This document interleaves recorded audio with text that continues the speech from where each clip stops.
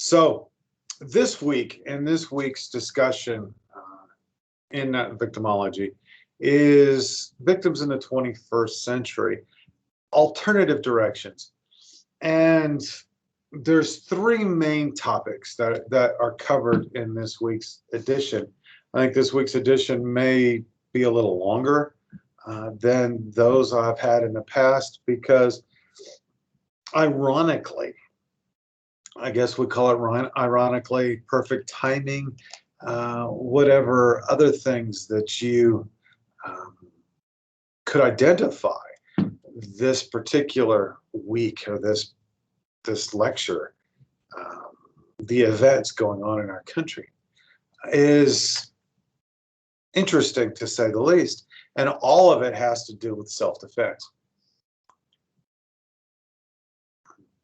And yes, we are going to be discussing the topic of self-defense today. With the Rittenhouse verdict coming back on Friday, and it looks like the Aubrey trial, the Ahmaud Aubrey murder case, is going to go to jury today. There's a third trial that is in jury right now, and that is the Unite the Right, where victims of the Unite the Right rally are suing Richard Spencer and the organizers of this Unite the Right protest, and all of them are declaring self-defense. All of them have made this self-defense claim, and we're going to be covering and we're going to be discussing self-defense, vigilantism, and restorative justice. Those are going to be the three topics that we have in this week's episode. So the victims movement and the victims' rights movement is waging a successful campaign to gain additional formal legal rights of victims themselves. We have to look, well, let me start. I guess the best place to start is with the history of justice in this country, and more specifically, the social contract. The social contract that we have made, being members of society, being members of this country, whether we know it or not, is important. Granted, immigrants that come to this country that want to become citizens of this country, they have to take a test, they have to study, they have to take a test, they have to take a loyalty oath to be part of our society, to be part of our world. Those of us who have the privilege of being born here don't have to take those loyalty oaths. They don't have to denounce the mother country because this is our mother country. But there are attempts to empower victims in this country. I didn't finish my story. So the social contract says, as being part of the American society, and this was brought to us through ancient times, but I would say that Immanuel Kant had the best description of this idea. But as we become part of society, we agree that we are going to obey the laws. Okay? If there is a law against smoking within 200 feet of a building, we agree that we're not going to smoke in front of 200 feet of a building. If there's a law against aggravated sexual assault, we agree that we are not going to commit those crimes. Back in caveman days, if as a man, as an alpha male, if I saw a woman that I was attracted to, I'd go beat her upside the head, grab her by her hair, drag her into my cave, have my way with her. When I was done with her, I could kick her out. That's our definition, what we define today as rape. Being part of society, being part of the social contract, we have accepted the fact that our free will is not going to trump the rights of other individuals.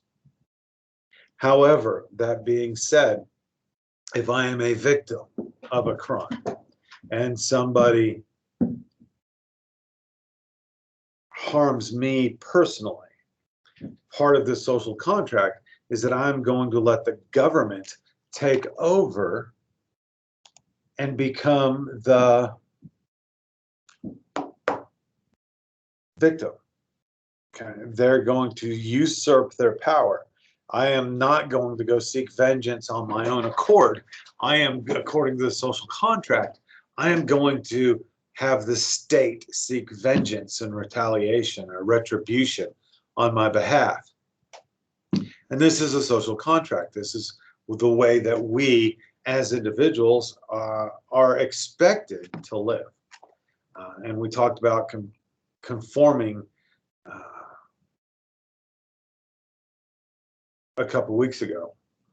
Actually, I think my conforming lecture is dealing with extremism. Okay, so the victims' rights movements are attempting to empower victims to receive fairness, because what's happened in society since about, I don't know, 1835, 1840, well, the first police department was established in 1835, the first DAs, and we covered all of this in the last episode. In the early 1800s, the role of restoring justice and restoring order was taken away from the individual and it was placed in the hands of government. The victims' rights movement has two opposite currents toward the informal handling of a case. And the first one is being armed, and this whole idea of having a gun is flying in the face of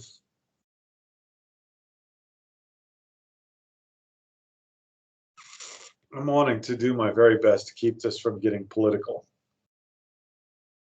because whenever you talk about guns, the gun control debate comes up, and even in the textbook, this textbook, it even gets into the gun control debate, and I want to try to avoid that as much as possible. But the victims' rights movement tend to believe that a victim has the right to respond to an offender, has the right to protect themselves. And this goes to the Second Amendment and the right to keep and bear arms, and then the right to self-defense. Both of these rights are inalienable rights. Okay. They are not given to you by the government. They are given you by your creator, by your God, by nature, by whomever you deem. Okay, the right to keep and bear arms and to protect yourselves from others is an essential right that precedes the establishment of government, that precedes the establishment of the social contract. Okay, the other side of this particular debate, as an alternative to fighting fire with fire, and on-the-spot solutions, is to emphasize the need for an informal forum in which to resolve the conflicts between the two people that are embroiled in a dispute. Okay, so there's two competing avenues here. There's two competing ideologies here. And I'm not going to stand up here and tell you if one is more right or more wrong than the other. I am going to cover the self-defense, the vigilantism, and then the restorative justice. Okay, so the restorative justice portion of, the alternative to the self-defense active participation is that we have a reliance on the formal criminal justice system. Okay. And up to a point anyway. It is a belief that the police must be brought into any scene and into any crime and into any incident or any dispute between two people.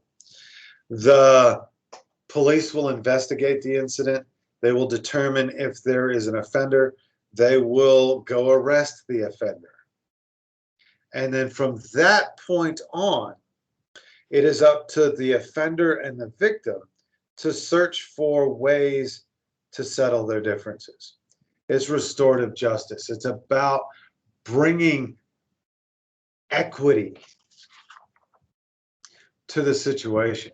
The idea is that we're going to restore order. We're going to restore peace.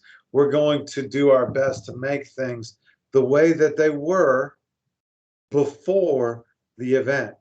The victim offender reconciliation, to where the victim and the offender reconcile their differences and they become friendly. Restitution is arranged through mediation, where the offender is going to repair the wrongs that they had committed. And then a community-based system is put in place to ensure that the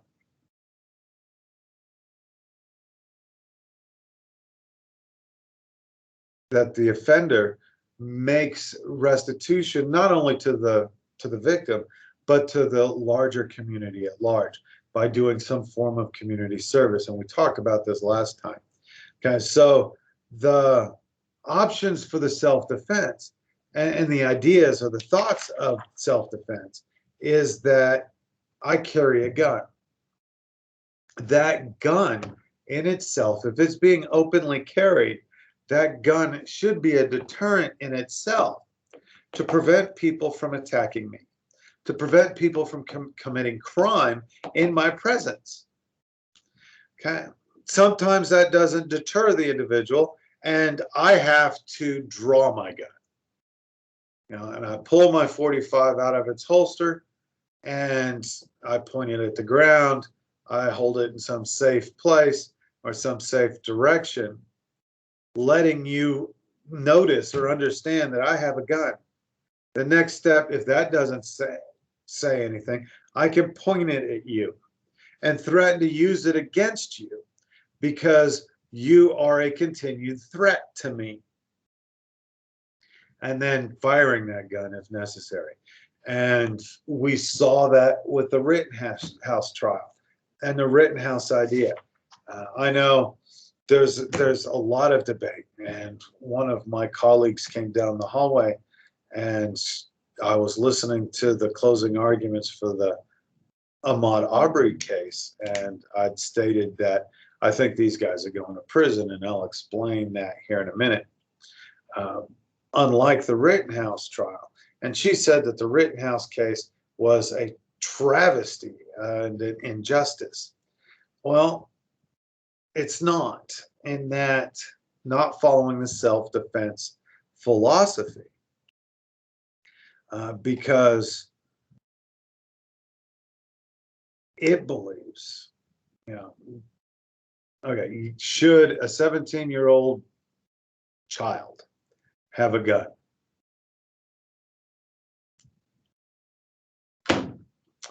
It's legal in Wisconsin for a 17-year-old to have a gun and to go hunting by him or herself with a long gun, and to possess that long gun without adult supervision.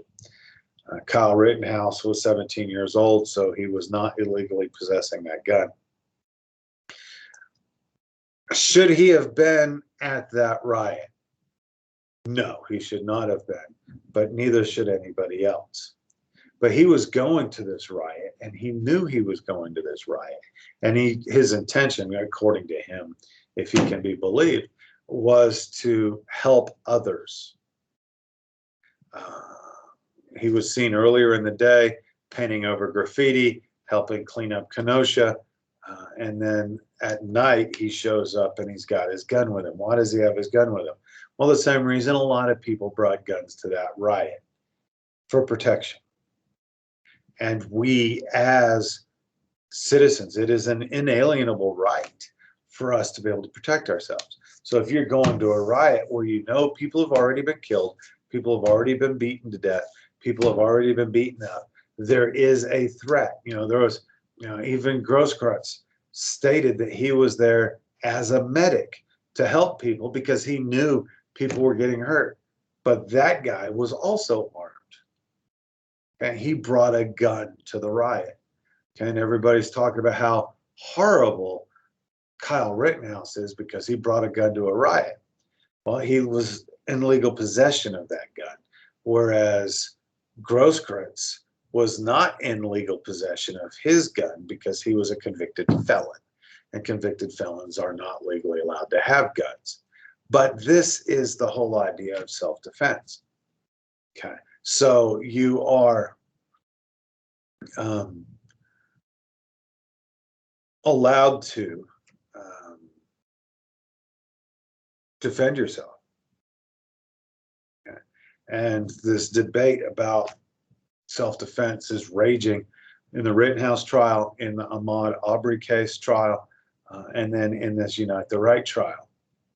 All of it is surrounding this inalienable right that we have the right to defend ourselves from an immediate, imminent threat. And I guess that's the important thing that you need to focus on in these three trials. Is there an immediate, imminent threat in process and going on? The situation of victims throughout this country are shaped by three distinct tendencies: relying on formal justice systems, okay, relying on weapons when under attack, and seeking peacemaking opportunities. Okay, so we have those three ideas. Okay, so can you rely on, can you depend upon the police to protect you from evil, to protect you from an attack? If you cannot depend on the police to protect you, you have the right to protect yourself, even if you are stupid and show up at a riot where the city's burning to the ground. Okay. But you do need to seek peacemaking opportunities at all costs.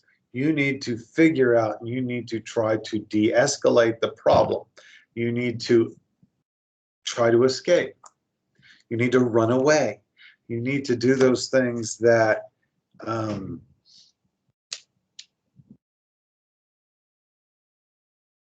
will counter a forceful response. Okay, having a gun will counter criminal violence with a forceful response.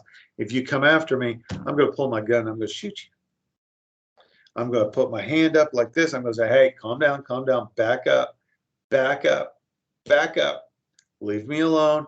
I'm not interested in this. I am not your enemy. I'm a friendly. Just leave me be. Let me go." But my hand's going to be on my gun. If you don't step down, you don't back off, and you continue your threat, you can continue coming after me, I'm going to pull my gun. I'm going to point it in your face. And if you keep coming, I'm going to pull the trigger. That's self-defense. Doesn't matter if you're armed or not.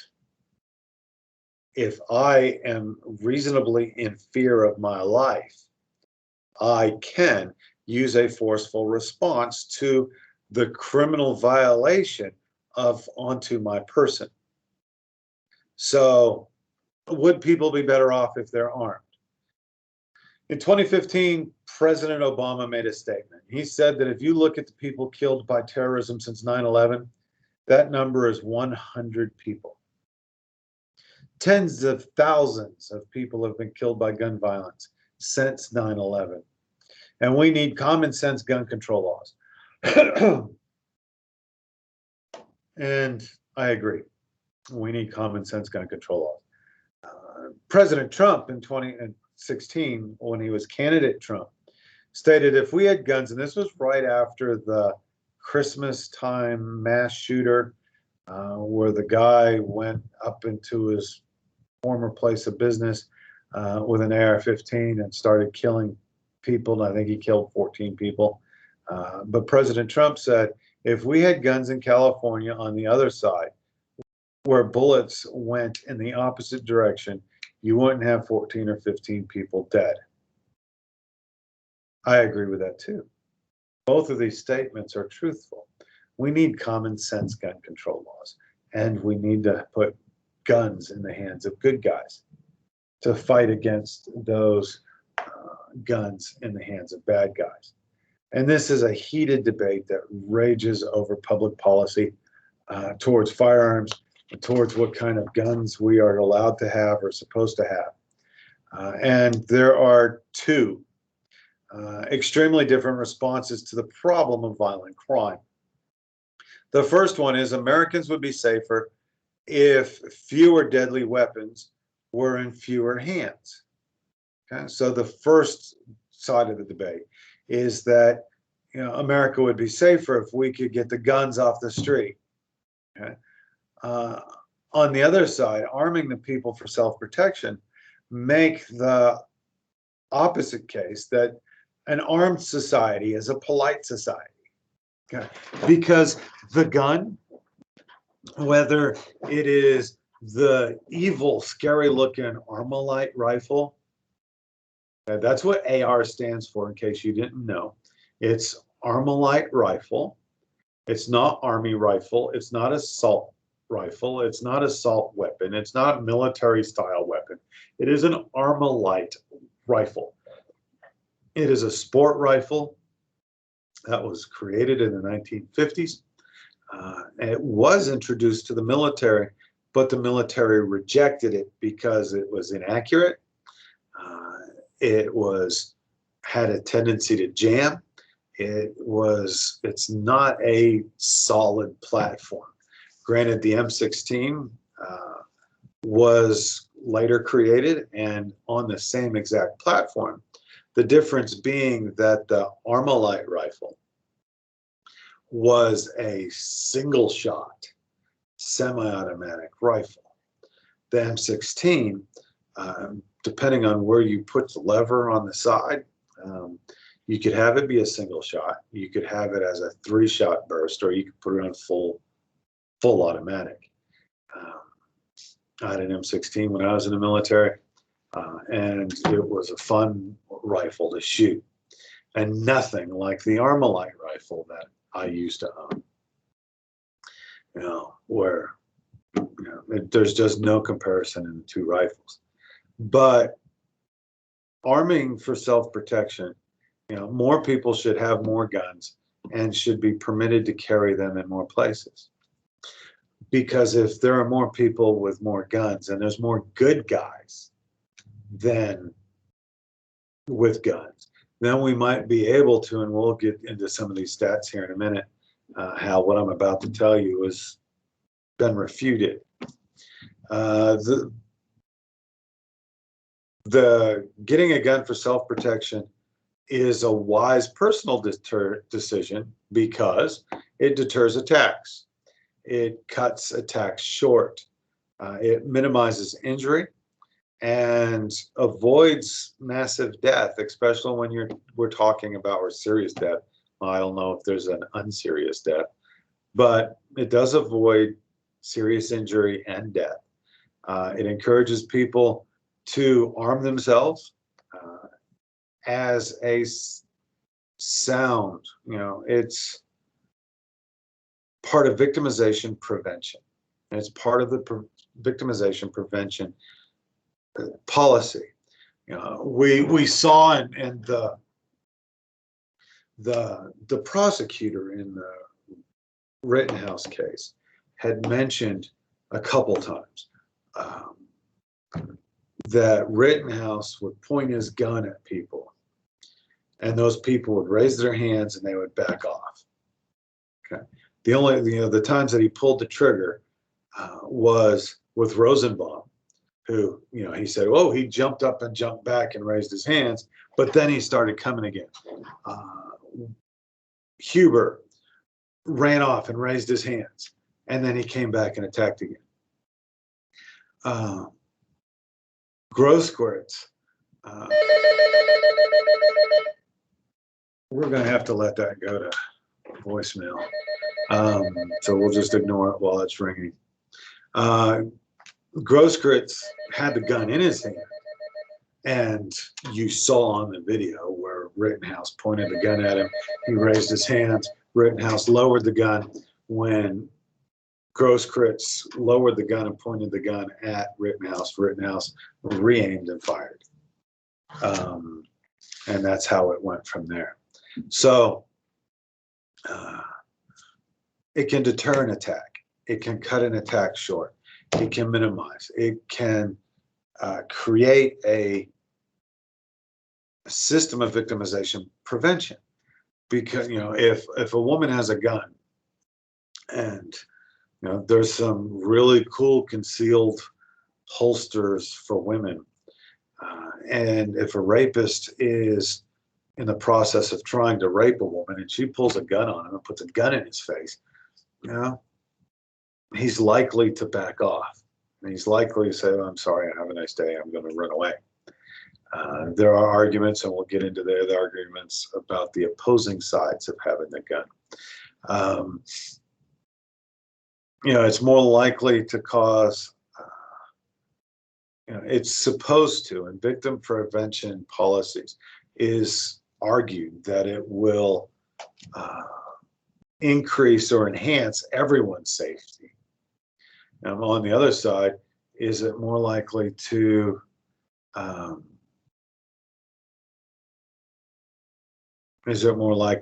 cause the victims and others to be hurt with that gun? We'll find out. So the Second Amendment debate will be saved for the government classes. I'm not getting into the Second Amendment debate. You guys can make comments about it down below if you want. But what we're talking about is the legitimate use of self-defense.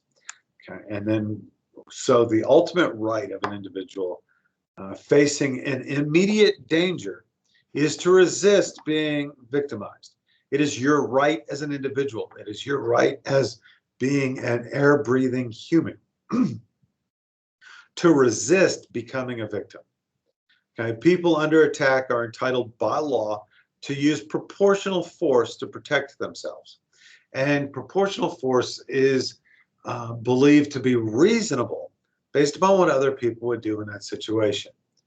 Okay, and you can't, you know, I'm going to go back and use the Rittenhouse trial on this again. They interviewed a former Blackwater mercenary specialist, and he had stated that Rosenbaum was a joke. Is this special operations, this mercenary, this operator, he's not your normal average everyday person. Okay? Personally, if I was sitting in Rittenhouse's shoes, I would probably have gone to fisticuffs with Rosenbaum. You know, I did not see the need to use deadly force against Rittenhouse in my world, but I'm trained. Rittenhouse isn't trained. What you know, Rittenhouse, what's a rational, reasonable person like Rittenhouse going to do? And I think every 17-year-old facing that same issue is going to find themselves pulling the trigger. Yeah. So self-defense laws have been shaped by 4 distinct rationales. Okay. Self-defense laws follow 4 ideas or ideologies. The first is a punitive rationale. Using force against an attacker is permissible because any injuries the aggressor suffers are deserved. Okay. If you come after me, okay, one of the things that I don't know. If you come up into my face and you start threatening and you start causing problems, my smart aleck self is most likely going to say, if you feel froggy, jump. And then when you jump, I'm going to do everything in my power and everything in my ability to punitively punish you. And up to a point, because I'm trained. The other is the rationale of necessity. And we heard this in the trial. And this is the use of violence. And the use of violence is excused when the victim is fearing great harm or has no choice but to resort to force as a means of self-protection. And we heard Rittenhouse say that because I didn't want to kill him. I had to kill him. If I hadn't have killed him, he would have killed me. And this showed his mindset. This was a rationale of necessity. Okay. And regardless of what anybody thinks, this is what was in his mind at the time. And if you have this rationale of necessity and you believe that the violence was necessary because of a fear of great harm to your body, and I can, we'll never know, but I can guarantee you if Rosenbaum got his hands on Rittenhouse, he would have beaten him half to death. Whether or not he took the gun away is beside the point. I think that Rittenhouse would have found extreme, serious bodily injury. The fourth is the individualist rationale. And this is a citizen does not have to yield or concede any territory to those who would encroach on his or her own autonomy. So this is the stand your ground law. Okay, and this stand your ground law has been debated and is being debated and is being debated right now. And it's Rittenhouse just stood there and fired 8 times, killing these people. They ignore the point that Rittenhouse ran until he couldn't run anymore. Once he couldn't run anymore, he turned and fought, turned and fired. So the individualist rationale is that a person does not have to yield. He does not have to concede. He does not have to run away on anybody who would encroach upon his freedom. The social rationale for self-defense is resistance to the attack is justified. Any resistance to an attack is justified as a way of preserving law and order, as a way of protecting yourself, okay, and to protecting society and to protecting the community. Resistance to an ongoing attack is permissible. So this is the right to self-defense. It is permissible use of appropriate force to protect one's life or the life of an innocent third party from an adversary who one would reasonably believe is threatening serious bodily injury and or death. Okay, so there are 5 qualifications within the law that are intended to restrain victims in order to discourage needless escalations of hostilities. Okay, and that can increase danger or imperil bystanders as well. So as it's a means to prevent the tragic misunderstanding that can occur when innocent people to be mistaken for dangerous offenders. Okay, so the first one, the first qualifier for self-defense is a threat posed by an aggressor must be imminent. Okay. The threat must be active and imminent. Okay. A frightened individual may not use force based upon a future threat.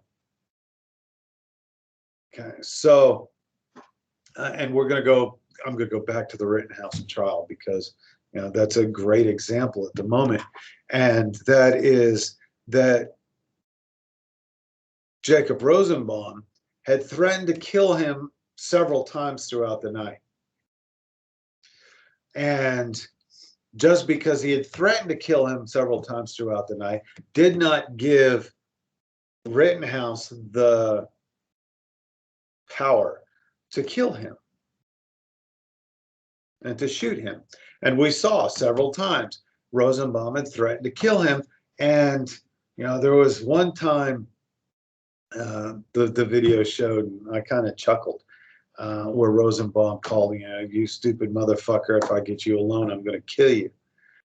And Rittenhouse responded with, I love you too. Yes, that's just going to infuriate the bad guy. But once Rosenbaum followed through with the threat and he was attacking and he was chasing and he was trying to catch and grab a hold of Rittenhouse, that threat is no longer just a future threat, it's an imminent threat. And Rittenhouse could respond. Second qualification is if the assailant retreats, a person is no longer in imminent danger. Okay. So, and we saw this several times when Rittenhouse was on his back on the ground in the middle of the street. People were coming up to attack him, to kick him, to hit him, to do whatever they want, hit him with a skateboard, to do whatever they wanted. And Rittenhouse would point the gun at them, and they would back off, and they would, okay, never mind, I'm backing off. You're going to use that gun. I'm not going to get involved. There was one guy, he's called, in the charging documents, it was unknown guy. And you watch him come up and he kicks Rittenhouse in the head as he runs by, and Rittenhouse fires a shot at him and missed. So where that shot went, who knows? But if you retreat, if somebody pulls a gun on you and you retreat, you put your hands up, you back off, you disengage with your threat, you're no longer a threat, or that person is no longer a threat, and you have to stand down. You can't continue to go ahead and shoot him anyway. Now, if you lower your gun and he reinstates or restarts his attack, then you can move forward to and continue to go, like with the Grosskreutz, what happened there. Okay, so third, the belief that harm is imminent must be reasonable. Again, and you saw this in the trial. What's the size of the adversary? Okay, and they kept telling us how Rosenbaum stood 5'4". He was a little guy. He had a Napoleon complex. I know they were trying to project the Napoleon complex onto Kyle Rittenhouse, but this little Rosenbaum guy was running around slinging the N-word, telling people to kill him, telling people to shoot him, trying to get, I think it was a suicide attempt. He finally found the guy that would actually pull the trigger on him, and that was somebody that he scared to death. What's the time of day? There's a difference in using a gun for self-defense during daylight hours, like we saw in the Aubrey trial, versus at night during the Rittenhouse trial. The presence and absence of a weapon or bystanders. These are also important. Are you protecting a third person? Are there other people involved? Are there weapons? And in both of these cases, there were weapons involved. And this will in turn increase or decrease the level of self-defense. Okay. The degree of force, the fourth qualification, the degree of force the victim uses to repel the attack must be in proportion to the threat of the injury or death posed by the aggressor. Okay, so I'm Stan 6'3". I'm not Kyle Rittenhouse. So, and this goes into the rules of training. Okay. I was in the United States military. Yes, I was in the Air Force. I was in the 655th Special Operations Wing. I was a crew chief. I was trained in a war, I guess. I had to go to a training on I even forgot what the training was called, so I guess it's not that important. Surviving behind enemy lines, if my plane gets crashes or things like that. I've also been a correctional officer where I was trained in the use of force. I was trained how to fight. I was trained how to survive a riot inside of a prison. So any response that I have, that I make, is going to be, must be in proportion to the threat of injury or death that I pose. And this is the same for anybody.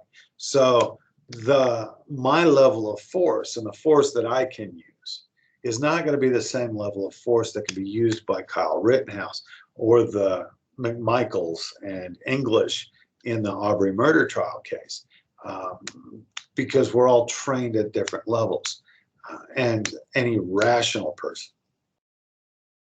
And the fifth qualifier is the timing of the target's action must be appropriate. Okay, so, and like in the Aubrey murder case, they suspected Aubrey was stealing things, but he hadn't stolen anything at the time. Okay, and the narrative that I heard was that they tried to stop him, they tried to talk to him, they tried to investigate him, even though none of them were cops. It was in the middle of the afternoon. They have video evidence that he was stealing things at night previously, but not in that particular event. And he posed no real threat in the timing, in my opinion. The jury's still out. The jury hasn't come back with its verdict at the time of this recording. So, I don't know what the jury's going to say, but I think that there is a major difference between the Rittenhouse case and the Aubrey case. Rittenhouse was not guilty. The McMichaels, father and son, and English, who were involved with killing Ahmed Aubrey, are guilty, and they should probably end up in prison. The preemptive strike, before an attacker makes his or her intentions known, is illegal. You cannot do a preemptive strike. Okay? We're not the military, we're not governments. We can't go send a nuclear bomb into Iran because Iran has nukes. We could. As a government, we could. But you can't go shooting somebody just because they are a threat. Ooh, no, that guy's scary. I'm going to shoot him because he might do something. You can't do that. You have to respond at the time of the event, because retaliating, a retaliatory strike made after the clash is over, is also illegal. Self-defense must be used at the time of the threat, at the time that it was occurring. Okay. And we see a lot of people moving to arms. Every time there's a major incident, people go buy guns. After the riots in Ferguson, gun sales went up. So did the enrollment and the enlistment. So did the number of people joining the Klan. But that's for another lecture. If only there was, and this is a quote, if there was only a good guy with a gun, lives would be saved. I don't know if there were any lives saved in Kenosha. We'll say, for argument's sake, because he was found not guilty, that Kyle Rittenhouse was a good guy with a gun. What lives did he save? I don't know that he saved any lives. The pro-gun side viewed deadly weapons as an equalizer. And as Rittenhouse shows, the gun is what is an equalizer. It's, the Colt 44 was even known, it has the nickname as being the great equalizer. The gun control side rejects the idea that the solution to the problem of gun violence is to introduce more guns. That's just an oxymoron. We've got 10,000 people a year dying because of gun violence. How is it even remotely possible that a gun is going to change things? There are 33 states in our country that have a stand your ground law. And this presents and creates a steady stream of cases to be decided by the courts, where a lot of these cases, self-defense is proven, and they don't get the same level of scrutiny as the Rittenhouse case and the Aubrey case. 70% of the shooters who claimed that they stood their ground in order to better defend themselves were not criminally charged at all. If the police come up and you can show the police that you were standing your ground and it was a mode of self-defense. There was a Florida case that ended up on Friday. Nobody's talking about that case. And I don't remember the guy's name, and it's hard to find it. I want to say Brooks, but I think Brooks is the guy in Waukesha, Wisconsin, with the parade. But this guy, there was a warrant for his arrest and a search warrant for his house. The cops, the SWAT showed up, kicked the door down. He pulled a gun and started shooting. He killed his girlfriend in the process, and he killed the cop in the process. He was found not guilty by means of self-defense. Cops didn't identify who they were when they busted through the door. They had just a bunch of guys wearing black and ski masks. And he was set free. But 70% of the people that claim self-defense and stood their ground find that the police don't even charge them. The DA doesn't even charge them for the crimes or for homicide. 70% of the people that they shot were unarmed. And that's an important point or important thing to look at. Just because you are armed and they are not does not mean that a case for self-defense does not exist. A case for self-defense could still exist. I know there was a case a few years ago in Houston where a bad guy broke into a guy's house. The neighbor saw him break into the house, went, got his shotgun, told him to, tried to do a citizen's arrest. The guy fought back and shot him with a 12-gauge shotgun, point blank range in the stomach. The guy is pooping in a bag now, has a colostomy bag, and his life is horrible. And he sued the guy for shooting him. I don't know how that case ended up, but it just went. Okay, so 5 states, another way, another issue or idea about gun violence or a way to control gun violence is the red flag laws. There are 5 states that have implemented red flag laws. New Mexico is one of them. And this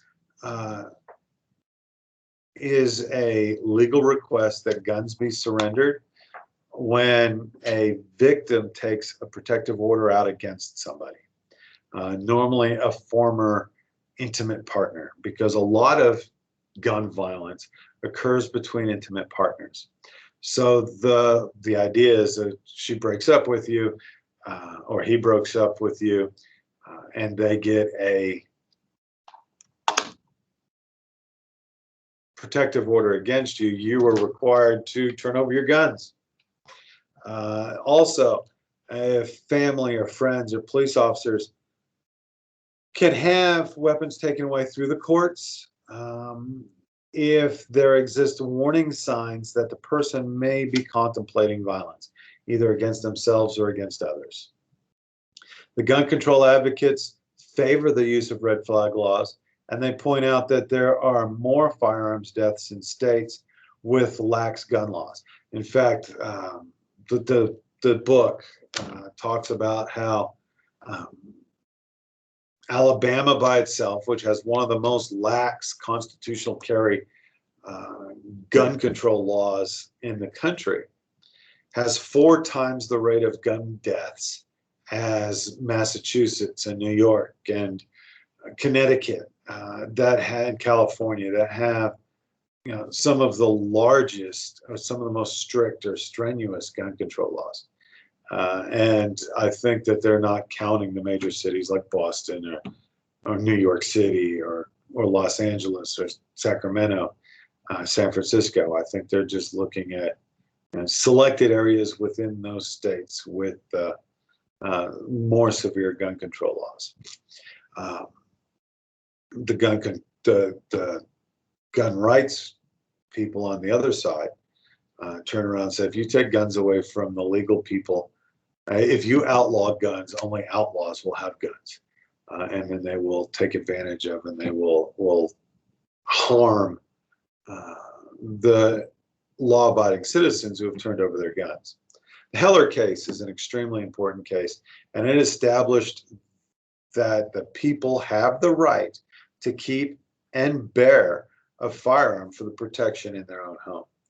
And so Heller has said that you can have a gun, you can possess a gun, you can keep a gun on your own property to protect yourself from others. In some related surveys, 65% of respondents felt that a gun in their home makes them feel safer. It makes their home safer. 4 out of 10 gun owners claim that they keep the gun loaded and easily accessible, which might be a little silly, but personal story, I am armed. I do own firearms. I keep that firearm loaded and locked, which means that the hammer is back, the firing pin is back, there is a round in the chamber, and it is ready to fire at any time. I keep it on my hip. When I'm in bed, I lock it in a safe. I have 2 rifles. Both of my rifles have got trigger locks on them so that the kid in the house can't accidentally get the gun and shoot himself or somebody else with it. Okay, so I guess I'm one of the 4 of 10. In 160 active shooter events between 2003 and 2014, there were 250 people killed in that particular time by active shooter events. In all 160 of them, 5 of those events, armed citizens exchanged fire with the attacker. It was an armed, so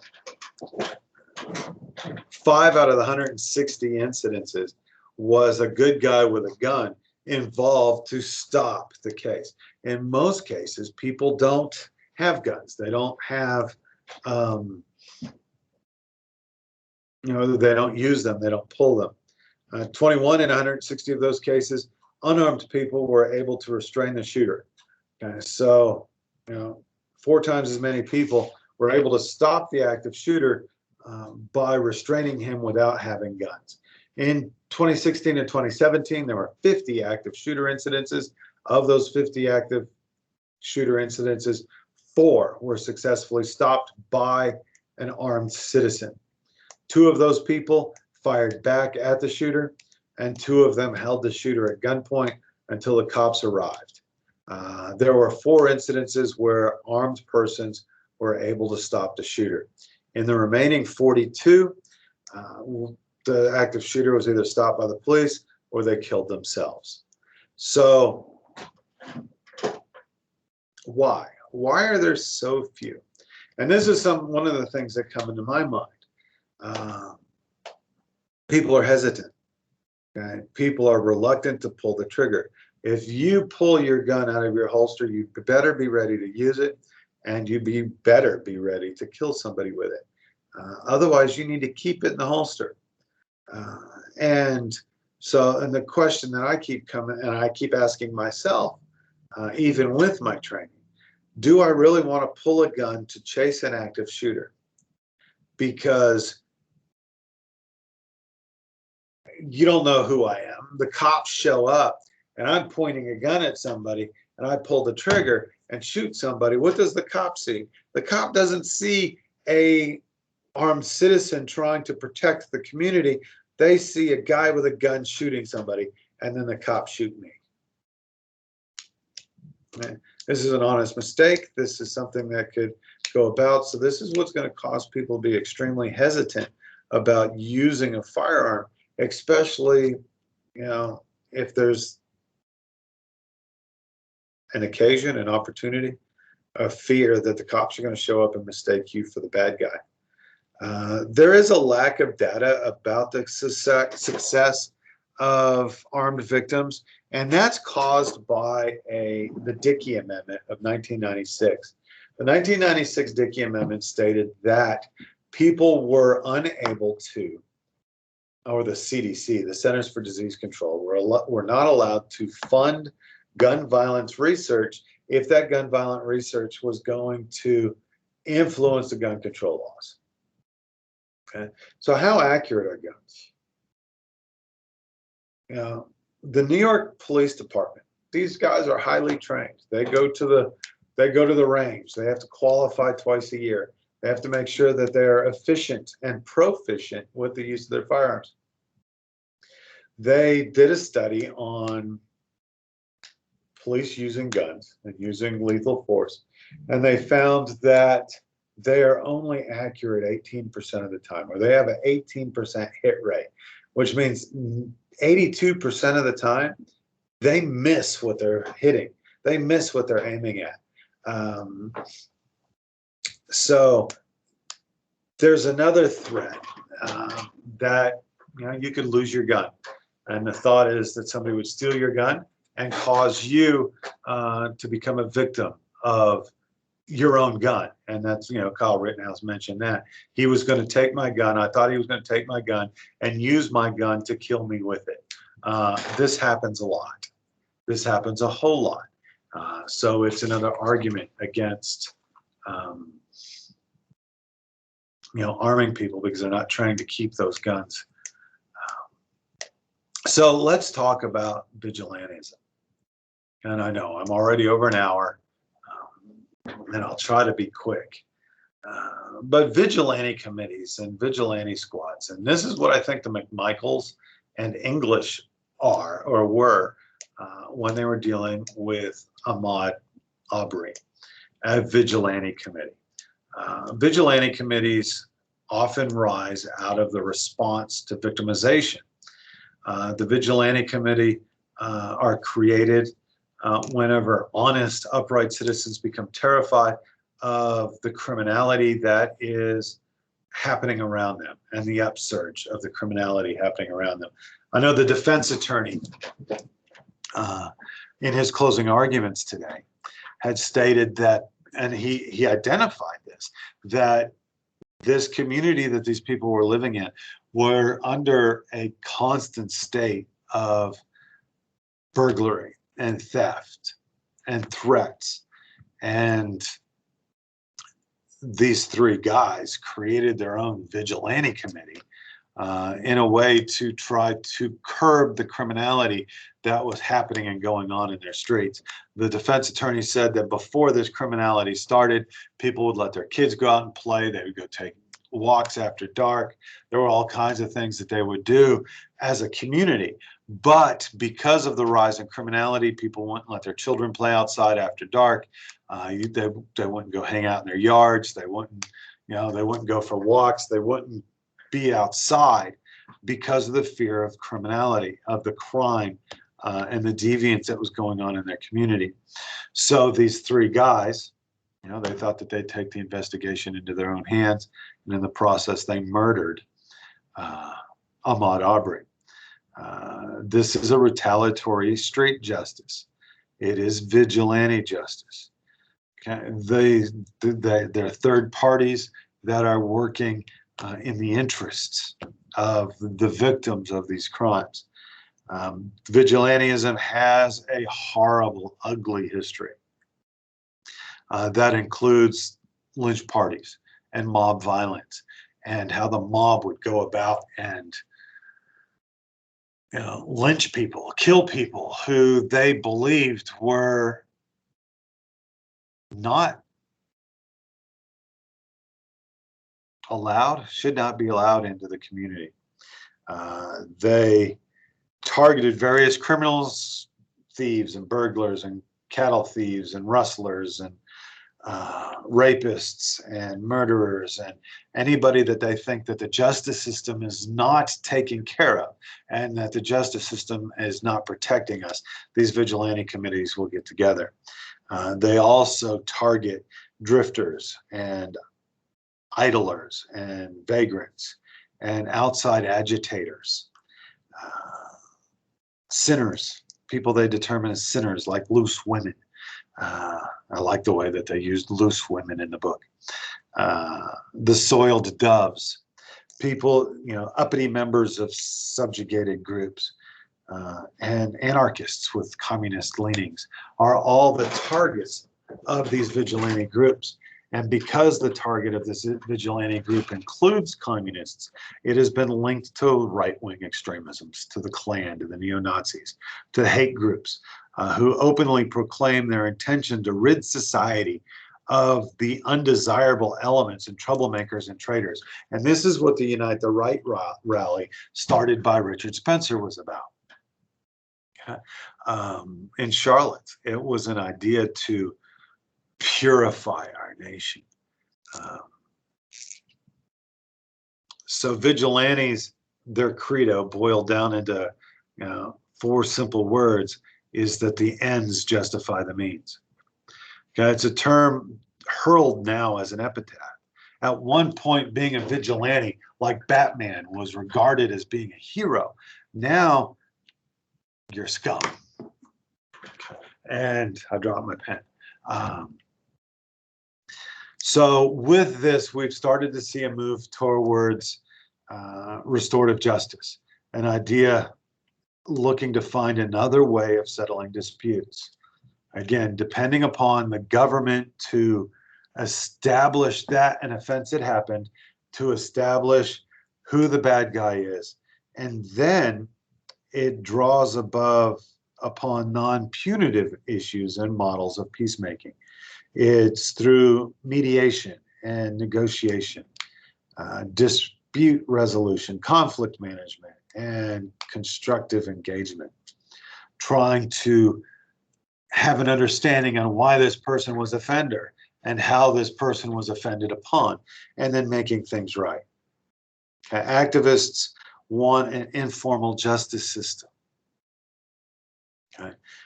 Because they're frustrated with the slow progress for reform and change within the criminal justice system, they have moved to an informal form of justice where victims take charge of the way that their cases are resolved. Restorative justice embraces themes that are important to the victims' rights movement. Okay. Whereas, so you've got the immediate response of self-defense versus the restorative justice, which is the alternative response, where we address the issue after the event is over, and we do it through a means of reconciliation. And